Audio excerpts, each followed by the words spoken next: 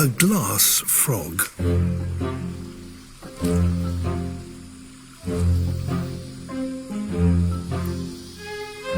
A male and tiny, no bigger than your fingernail, and almost entirely transparent,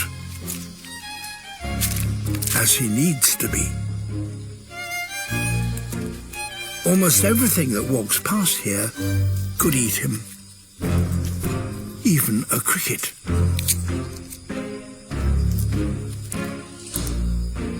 His best chance is to stay absolutely still and trust that the cricket looks right through him.